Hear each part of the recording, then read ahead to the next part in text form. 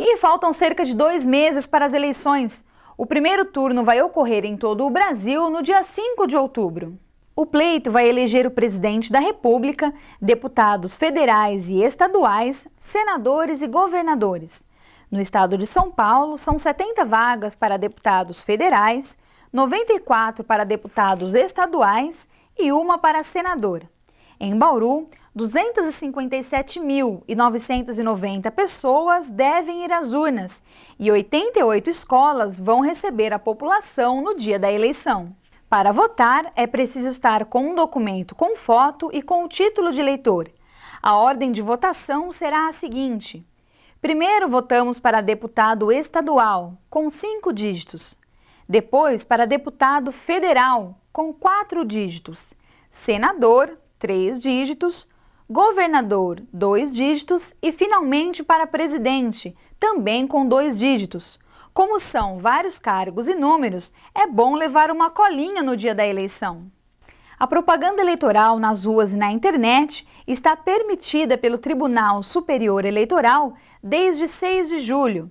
E algumas ações não são mais permitidas na campanha corpo a corpo. Nesse momento não é permitido oferecer nenhuma vantagem ao eleitor, como distribuição de brindes, camisetas, broches, chaveiros, e a distribuição de material gráfico, santinhos, ele é liberado. Então o candidato tem que optar por fazer esse tipo de propaganda. Os showmícios estão proibidos nas campanhas eleitorais desde 2006. O comício está liberado pela legislação eleitoral, é autorizado. Não pode ser configurado um showmício, ou seja, apresentação artística para fins de chamar o público para acompanhar aquele candidato.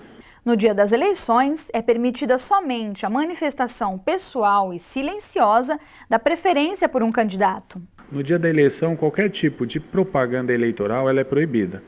Pode haver a manifestação silenciosa do eleitor pelo seu partido ou pelo seu candidato.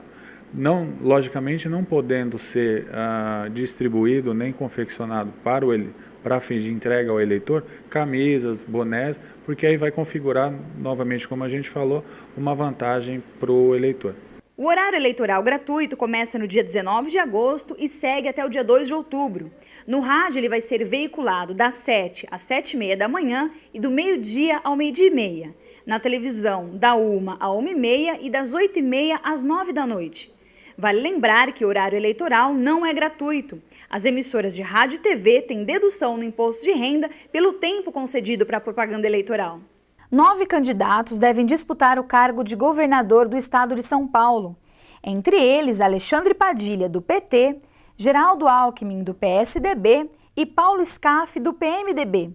O professor de política brasileira, Maximiliano Vicente, não acredita que a eleição para governador vá para segundo turno. Pela trajetória que nós temos tido ultimamente, eu diria que não.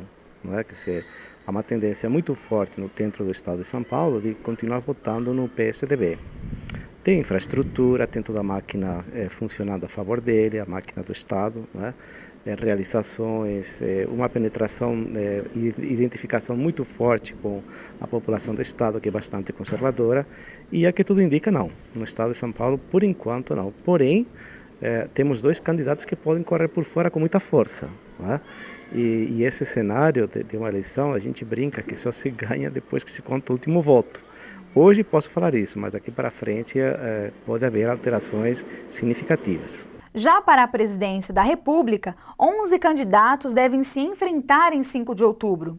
Dilma Rousseff, do PT, Eduardo Campos, do PSB e Aécio Neves, do PSDB, são os que mais aparecem nas pesquisas de intenção de voto. O que nós temos que pensar é o seguinte, ele tem experiência administrativa ou não? Quer dizer, esse é o ponto fundamental para os 3. Bom, pelo fato de ter tido uma trajetória política ampla, ou seja, já não ser um cidadão iniciante nessa área, eu diria que ele tem um perfil muito interessante, né? Porém, o que não fica muito claro, e esse é um ponto que vale também para os 3, é como vai ser formado o legislativo.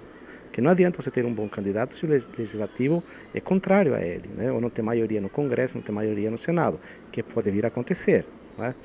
Então, enquanto perfil, eu creio que a imagem dele é uma imagem de um administrador, embora os últimos dados que nós temos tenham provado que não fica isento também da corrupção. Não é? Quer dizer, teve aí um episódio lamentável, não é?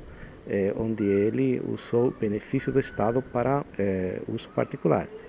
Então, é um administrador, não é?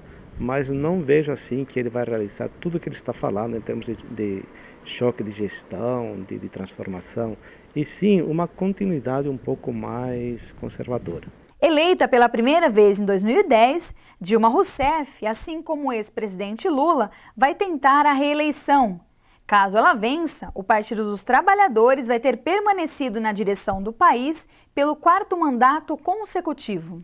O que fica muito claro na administração Dilma é que os interesses populares vão ser defendidos com unhas e dentes. Isso ela provou durante os 4 anos, não adianta negar, é um avanço social grande. E os problemas macros são problemas que não correspondem a ela resolver, porque são problemas mundiais.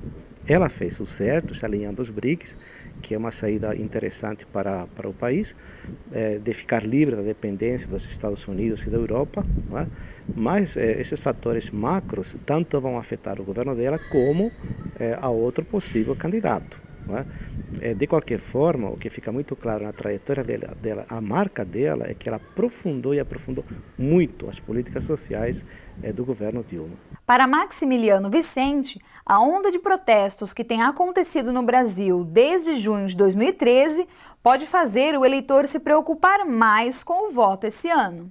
O grande mérito das manifestações, independente dos radicalismos ou de qualquer outro ponto mais problemático que possa ser levantado, é que mostram uma preocupação por parte de um segmento da população com as questões sociais. Isso nós não tínhamos tido desde épocas muito remotas. Não é? Tem gente que fala que estamos numa nova reconfiguração política. Eu não diria nova, né? As direitas já reuniam mais de 1 milhão de pessoas na rua. Né? Nenhum movimento social fez isso até agora. Mas sim, como nós temos mais meios de comunicação, mais possibilidades de transmitir informação, eu penso que o impacto que isso vai ter equivale ao movimento das diretas já. Ou seja, uma consciência, só que agora num ambiente democrático, onde pode sim haver uma cobrança maior por parte dos candidatos. Não é? Quer dizer, a população pode cobrar mais para ter mais preocupação com o bem-estar da sociedade.